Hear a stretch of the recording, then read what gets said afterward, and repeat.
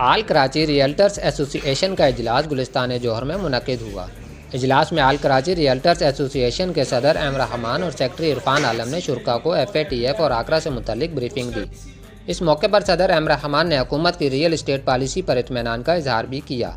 आल Karachi realtors के general secretary Irfan आलम का कहना था कि स्टेट एजेंट्स के रजिस्टर्ड होने से हुकूमत की आमदनी में इजाफा हो सकता है। आज का अहम तरीन इजलास FATF के हवाले से था और इस के हवाले से जो FBR या गवर्नमेंट के मुतल्लिका हलकों की तरफ से जो रियल इस्टेट एजेंट्स को पाबंद किया गया है एंटी मनी लॉन्ड्रिंग और टेरर फिनांस के हवाले से, तो इस पे हमारा क्या मौक़िफ़ होना चाहिए। इसी सिलसिले में आज आल कराची रियल्टर्स एसोसिएशन का अहम तरीन इजलास तलब किया गया था। पाकिस्तान से रियल इस्टेट से वाबस्ता रियल्टर्स और स्मॉल बिल्डर्स का सबसे अहम फोरम है और कराची के मुख्तलिफ़ एरियाज़ की 17 रियल इस्टेट डीलर्स एसोसिएशन इस फोरम के साथ मुंसलिक हैं और इन एसोसिएशंस के साथ 15,000 के करीब रियल इस्टेट ऑफिसेस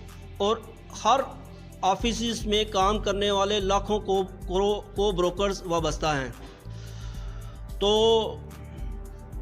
इसकी आगाही के लिए, इस कानून की आगाही के लिए आज का इजलास बुलाया गया था।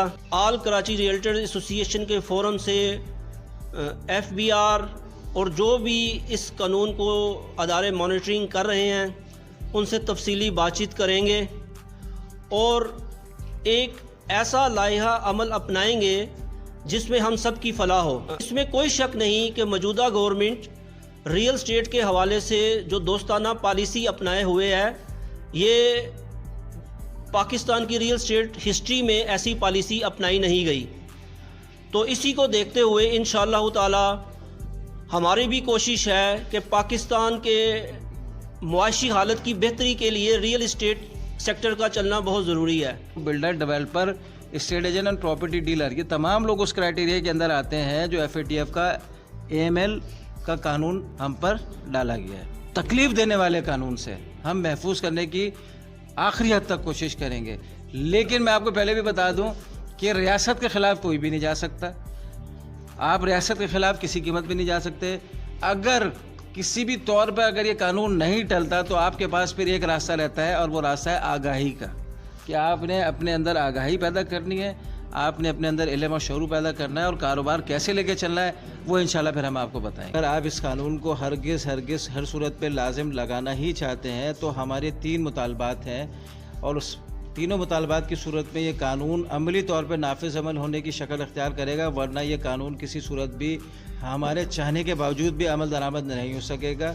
सबसे पहली बात ये कि आप पूरे पाकिस्तान में मार्केट की ट्रांजैक्शन को फेयर वैल्यू सेल्फ असेसमेंट पे लेकर आ जाएं और उसके टैक्स की शरह को नीचे कर दें, सूबे और वफाक दोनों की सतह पर। वफाक अगर इस वक्त 1% ले रहा है तो मेरी तजवीज़ और आल कराची की तजवीज़ है इसको 9% पर लाया जाए।